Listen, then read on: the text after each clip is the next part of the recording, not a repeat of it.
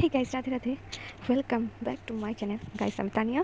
তো একটা নতুন ব্লগ নিয়ে আমি তোমাদের কাছে চলে এসেছি। তো আজকে আমার দি অ্যান্ড জিজু এসেছে, তো ওদের সাথে আমরা অল্প বেড়াতে যাব। তো কোথায় যাই দেখতেই পারবে, তার জন্য আমার ভিডিওটা স্কিপ না করে সম্পূর্ণ দেখতে থাকো। তো চলো, আমি রেডি টেডি হয়ে গেছি, দেখতে পাচ্ছ কেমন লাগছে বলবে। আর চলো যাওয়া যাক।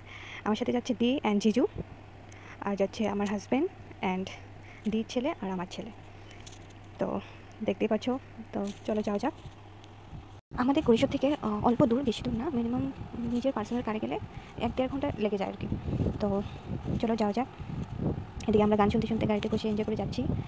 তো রাস্তায় অল্প নামলাম, কারণ দিয়ে একটা ওড়না কিনবে, তার জন্য। কারণ ওড়না নিয়ে আসিনি, ভুলে গেছে, তার জন্য মন্দিরে যাবো, তার জন্য ওড়নাটা কিনবো আর কি। এদিকে ওরা জুস খাওয়ার জন্য একটা দোকানে ঢুকে পড়েছে, আর এদিকে ওরা বলছে আমাদেরকেও আনো ব্লগে। তো হাই দিয়ে দিল। এদিকে দিয়ে ওড়না চয়েস করছে, ভালো লাগেনি একটাও, তাও দোকান নেই এদিকে।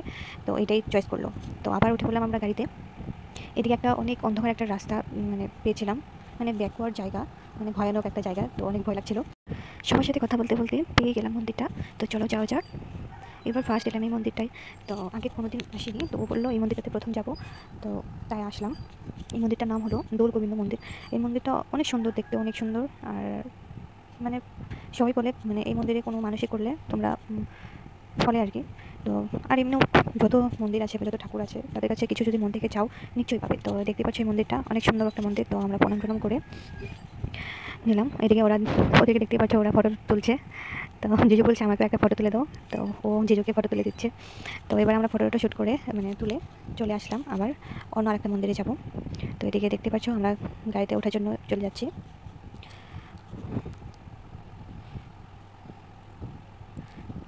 এদিকে আমরা চলে এলাম আর একটা নতুন মন্দিরে। এদিকে এই মন্দিরটায় আসলে এদিকে আবার মানে জুতোও রাখতে পারবে, এদিকে আবার প্রসাদ কিনে নিয়ে যেতে পারবে। তারপর চলে গেলাম উপরে। আর মন্দিরটা উপরে, মানে উপরে আর কি, উপরে গিয়ে মন্দিরের ভিতরে যেতে হয়। তো চলো যাওয়া যাক। তোমরা দেখলে বলতে পারবে মন্দিরটা কেমন, আর কমেন্ট করে জানাবে।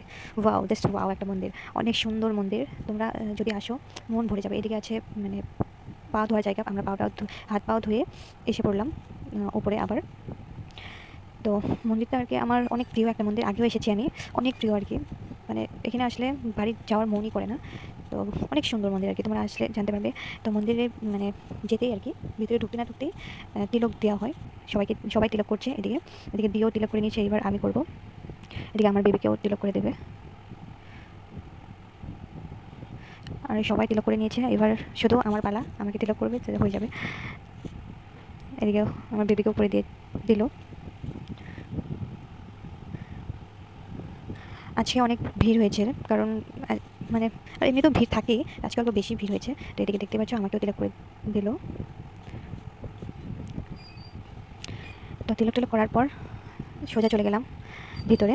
ভিতরে যেতেই শুনতে পাচ্ছি গান।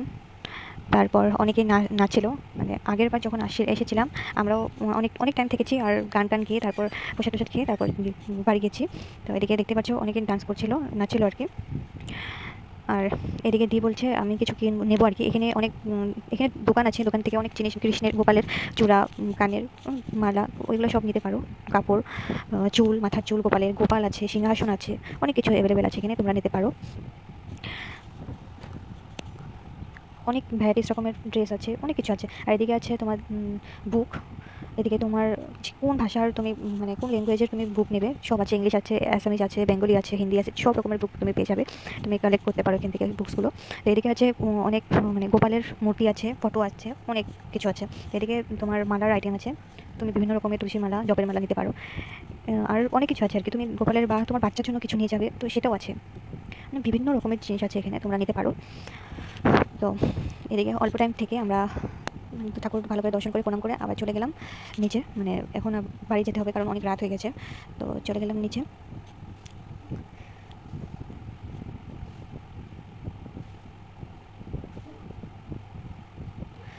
তো ওরা আবার দি আর জিজু আর কি নিচে ওয়েট করছিল আমাদের জন্য, ওদেরকে আমি খুঁজছিলাম।